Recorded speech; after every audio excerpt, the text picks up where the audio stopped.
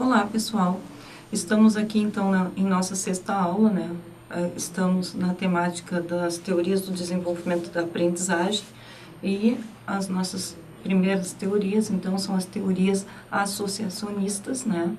Na nossa aula anterior, a aula número 5, terminamos com o Thorndike e a importância da experiência da caixa de gatos e ratos, né? Eu trouxe o exemplo na aula anterior sobre os gatos, mas essas experiências foram feitas com gatos e ratos. Então, a importância dessas experiências, né, para o entendimento, então, do estímulo-resposta. Então, retomando, né, porque o Thorndike está dentro, então, lá do nosso texto sobre o Skinner, em nossa apostila. Então, o Thorndike, ele elabora essa caixa, coloca o gato dentro, uma caixa que tem alavancas, que tem presilhas, né, que tem uma série de problemas ali para serem resolvidos, para que o gato, então, possa se alimentar. Qual é o estímulo do gato? O estímulo do gato é a alimentação, que está do lado de fora da caixa. Então, o Thorndike mostrou, né, que é possível condicionar ali a resposta, né, usando o estímulo correto. Então, ele estimulou com a comida e obteve como resposta que os gatos, depois de um certo tempo, conseguissem abrir a gaiola, a caixa, e sair para se alimentar, ok? Só para a gente retomar, porque então estamos nas associacionistas. Vamos ver na aula de hoje trabalhar somente com Skinner, né? E é importante para que a gente entenda, retome, tenha presente essas ideias do Thorndike. Então, seguindo, o que o Skinner, né? Qual é a diferença, então, do tipo de condicionamento proposto pelo Thorndike e o condicionamento proposto, então, pelo Skinner, psicólogo estadunidense, né? Falecido em 1990. Então, a diferença que nós temos, vimos na aula anterior também, é a diferença entre o condicionamento chamado condicionamento respondente, né, estímulo-resposta, e o condicionamento operante do Skinner, que daí pressupõe um determinado nível de aprendizagem, ok? Então, como funciona isso para o Skinner? Ele fica preocupado, então, em pensar o reforço do comportamento, tá? E vai distinguir esse reforço em reforço positivo e reforço negativo, considerando que as consequências de um determinado comportamento influenciam a possibilidade dele ser repetido, ou seja, de haver uma nova ocorrência do mesmo comportamento. Então, o Skinner vai pensar se é possível condicionar, né, de que maneiras é possível, então, condicionar o comportamento. E aí, então, ele elabora essa teoria, né, a teoria do reforço positivo, do reforço negativo, que nós vamos ver na aula de hoje, né, que vai modelar o comportamento daquele indivíduo. É importante dizer sobre a teoria, né, o behaviorismo radical do Skinner, que ele se propõe a fazer uma análise do comportamento dentro daquilo que nós tínhamos visto, né, com o Watson, que é o manifesto behaviorista, né. Então, o Watson vai nos dizer que o comportamento ele pode ser reduzido a algumas questões que são musculares, que são biológicas, melhor dizendo, né? Olhem novamente a aula 4, para vocês recordarem isso, né? Então, e que esse comportamento ele pode, então, ser medido, ele pode ser estudado de forma científica, analisando os dados, né? Fazendo as observações, juntando esses dados, e depois fazendo a análise desses dados. E o Skinner, então, é chamado behaviorismo radical, né, porque ele vai se propor essa análise do comportamento, e é uma análise diferente das outras, né, porque ela tem um caráter quase ateórico, como vocês podem ver, procurar, né, em outros textos, e talvez a gente disponha para vocês um texto sobre isso. E ele vai, então, se preocupar com a descrição dos estados e processos mentais, fazendo uma análise de dados, para depois, então, chegar a uma teoria, né? Então, a gente tem aqui a teoria que ele está trazendo, que é essa teoria do comportamento condicionado, comportamento operante, né? Ele é condicionado, mas ele é operante, ele pressupõe uma aprendizagem. E a questão do reforço positivo e do reforço negativo. O que é o tal do reforço positivo? De maneira bastante simples. Então, vocês têm aí o exemplo, né? Se a gente elogia uma criança por um determinado comportamento que consideramos um bom comportamento, né? Um comportamento positivo, a tendência, segundo o Skinner, é que esse comportamento, que a criança vai procurar se comportar dessa maneira novamente para receber de novo um elogio, porque essa é uma... isso causa um prazer, tá? É uma experiência prazerosa. Por outro lado, o reforço negativo, né? Ele vem, o exemplo do reforço negativo vocês têm aí, né? Se uma criança, então, se a mesma criança quebra um prato e é repreendida, há uma briga com ela, né? Gera um conflito ali, essa atitude da criança, né? Ele observa que as chances de voltar a quebrar os pratos diminuem, pois o reforço negativo, a repreensão, então, causa um desprazer, ele é desagradável. Tá?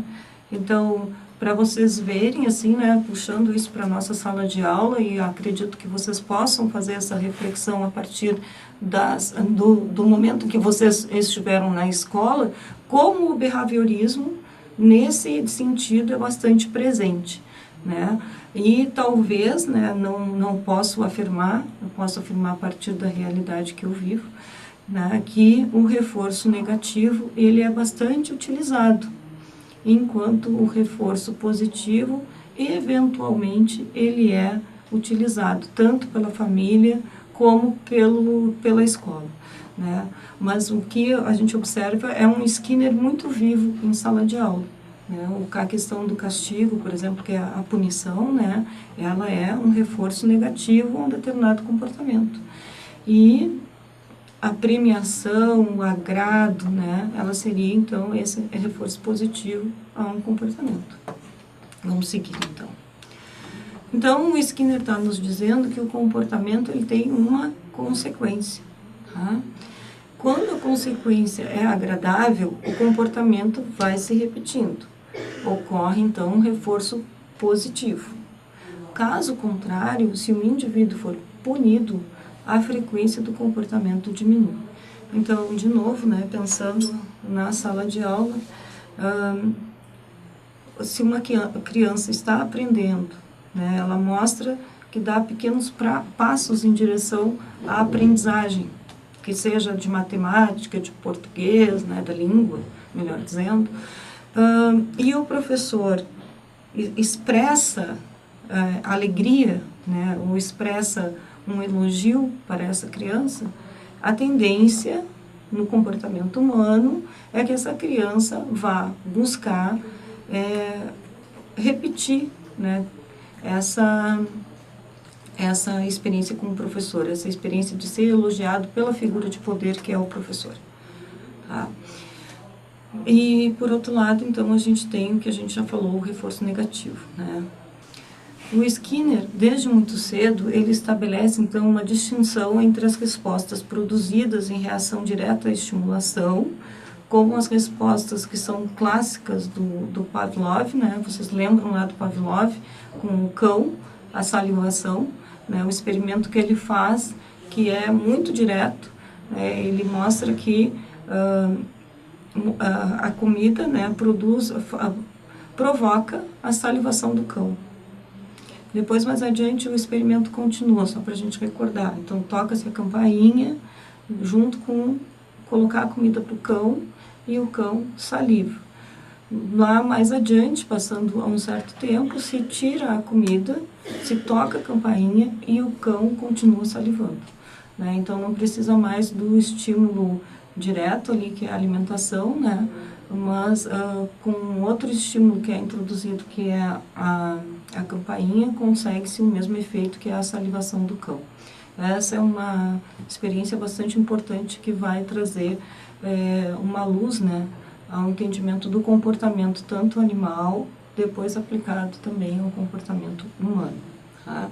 Então, nesse sentido, o Skinner vai fazer uma distinção, né? Ele vai dizer, não, olha, ok, temos essas respostas produzidas em reação direta à estimulação, fato. Mas também temos outras respostas que são obtidas na ausência de qualquer estimulação externa aparente, que são as respostas operantes. Então, como há uma determinada aprendizagem, há um modo novo daquele indivíduo fazer algo, tá? Que o comportamento, então, ele muda, ele é trabalhado. Os estímulos que suscitam os operantes, as respostas operantes, eles ainda são desconhecidos, né? E o importante é que a gente entenda essa distinção, né? O comportamento respondente é o estímulo-resposta do Pavlov, o comportamento operante é o comportamento com consequência, com um reforço que pode ser positivo ou negativo. Então, vamos pensar lá, vamos retomar a caixa problema de gatos e ratos, né? Nos apresentada pelo Thorndike, desculpem. Vamos retomar isso, só que vamos acrescentar, então, segundo a experiência do Skinner, né, choques por dentro, no piso da caixa. Tá? Então, o Skinner ele vai fazer a experiência dessa caixa-problema, vai eletrificar a parte de baixo, né, numa voltagem que não cause dano ao animal, então, o animal, o que acontece? O que ele precisa fazer? Qual é o resultado disso, né? O animal, ele ainda vai ter que mover a alavanca para se alimentar, então ele vai ter que resolver aquele problema, o comportamento dele está sendo condicionado, mas entra uma outra questão, um outro elemento aí que é o reforço negativo, o choque, né? Então, não é só necessário que ele abra a caixa para se alimentar, mas também que ele abra essa caixa para poder sair daquela situação desagradável de ele ficar levando choque nas patinhas, ok? Então, ele precisa apertar a barra para comer ou beber, mas também para que cessem os desconfortos do choque elétrico. Essa pesquisa do Skinner, né, como eu disse para vocês no início, ele se dispõe a fazer esse levantamento de dados, então ele se debruça no laboratório para investigando, né, essa questão de como é então que o comportamento humano é moldado. E o resultado dessa pesquisa, que levou bastante tempo, né, é essa elaboração do reforço positivo e do negativo. Então, o reforço positivo, ele apresenta um evento agradável após um comportamento desejado para aumentar a frequência do comportamento. Então, se o rato tocar a campainha, ele vai ganhar alimento extra. Então, ele ganha um prêmio, uma porção dele de ração cresce, tá? Trazendo isso para a sala de aula, né, que é o importante a gente poder compreender o quanto isso pode nos ajudar a pensar a sala de aula enquanto professores. Se um aluno tiver boas notas, ele recebe um elogio e é aplaudido, tá? Então, a tendência, como já disse, é um aumento desse comportamento considerado um bom comportamento. A origem das palavras que a gente usa também para pensar a sala de aula, né, para determinar a questão da disciplina, para avaliar o comportamento dos alunos, é bem interessante, porque elas estão diretamente relacionadas, então, ao reforço positivo e ao reforço negativo do Skinner. E o reforço negativo com os ratos, né, ou com os gatos. O que é, nesse caso, como é que ele fez a experiência do reforço negativo? Ele retira um evento desagradável após o comportamento desejado, aumentando, então, a frequência do comportamento. É bom que a gente entenda que é isso, olha, são experiências feitas para tentar modelar, né, para tentar condicionar, melhor dizendo, o comportamento humano. O Skinner, no vídeo que vocês vão assistir mais adiante, ao final da nossa aula, né, ele vai falar bastante sobre isso, né, sobre essas experiências, e um dos tópicos interessantes que ele vai abordar nesse vídeo que vamos assistir é a diferença, então, entre o psicólogo clínico e o psicólogo que se considera um cientista que trabalha na elaboração das teorias. Ele vai dizer, olha, enquanto o psicólogo clínico, né, se preocupa com o vernáculo do paciente, procurando analisar, compreender através das palavras desse paciente o que ele está tentando entender mais sobre ele, né, sobre a situação que ele está expondo, o psicólogo que é cientista, ele faz essa busca, né, mais ampla sobre o comportamento, né, tentando, a partir daqueles elementos ali que ele traz, compreender a maior parte dos indivíduos e também, de certo modo, ter uma previsão de como aquele indivíduo se comporta, como os indivíduos se comportam em determinadas situações cotidianas, tá? Então, no exemplo do reforço negativo, da experiência que o Skinner realizou, né, se o gato puxar a alavanca da caixa, ele vai deixar de tomar choque. Então, é a retirada de um evento desagradável para reforçar um comportamento desejado. Eu quero que o gato abra a caixa e ele está levando choque. Bom, esse gato vai ter que aprender que para ele parar de levar choque, ele tem que sair da caixa, ele tem que dar um jeito de abrir a alavanca. Do mesmo modo, né, pensando como trazer isso para a vida lá das crianças, por exemplo, se a criança está lá reclamando de dor de dente, mas não gosta de tomar remédio, né,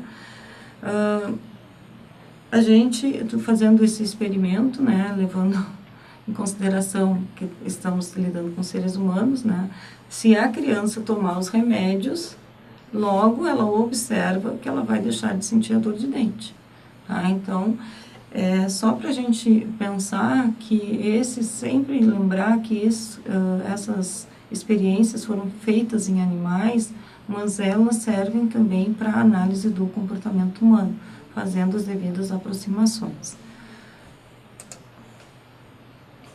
Do mesmo modo que ele fala sobre o reforço, né, reforço positivo, reforço negativo, que fazem parte do condicionamento operante, que é o condicionamento onde existe uma aprendizagem, ele vai falar então sobre a punição positiva e a punição negativa.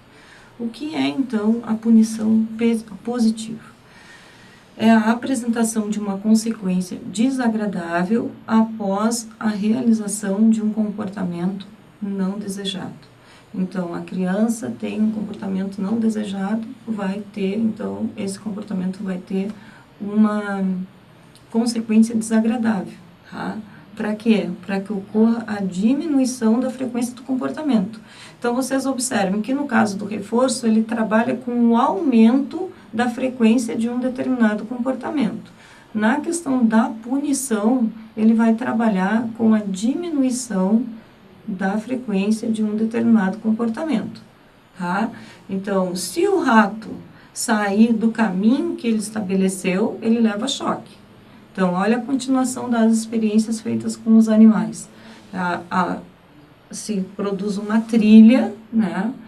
E ele tem que chegar até a comida ou até a alavanca através daquela trilha. Se ele sair daquela trilha, ele leva choque. Então, o que o rato faz? Ele aprende rapidinho a andar por aquela trilha que não é desagradável. No caso da criança, né, vamos pensar que existe ali um padrão para que a criança fale. E a criança não pode falar palavrão. Se ela fala palavrão, ela vai ser punida.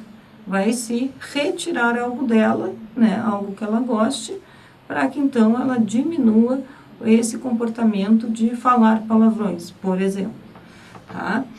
Então, falamos sobre a punição positiva. E agora, então, a punição negativa.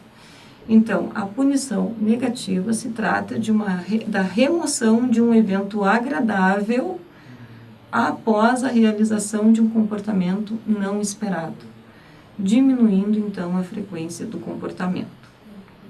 Tá? Então, no primeiro momento ali temos a apresentação de uma consequência desagradável. Aqui a gente vai ter a remoção, eu vou tirar algo primeiro que a pessoa, ou que o animal, né, tenha como agradável após ele ter um comportamento que eu não queria que ele tivesse. No sentido de diminuir a frequência do comportamento. Por exemplo, se o cão, né, fizer as suas necessidades em um local não apropriado, se retira a ração. Até que para que ele entenda que ali ele não pode. Se um menino estraga as suas calças, por exemplo, qual é a punição? Então, ele não vai utilizar um computador, por exemplo. Tá? Então, eu espero que vocês estejam entendendo que tudo isso que a gente está falando é no sentido de poder organizar, de certa forma, o comportamento humano. O comportamento animal e o comportamento humano, né? As experiências se aplicam aos dois casos. Aqui, e muitas coisas que a gente vê do behaviorismo, elas são aplicadas diretamente com os animais, né? No sentido de condicionar mesmo o comportamento do animal que está ali com a gente. Então, qual é a crítica, né? A crítica é justamente essa, um comportamento que ele não é natural, que ele é modelado, que é o que o Skinner nos apresenta. Vocês podem, depois nós vamos então ver um pouquinho da crítica que ele sofre, né? Mas uma das críticas que ele sofre é essa, é justamente dessa tentativa de padronizar através dessas estratégias, né, ou ferramentas que são a punição negativa e a punição positiva, o comportamento humano.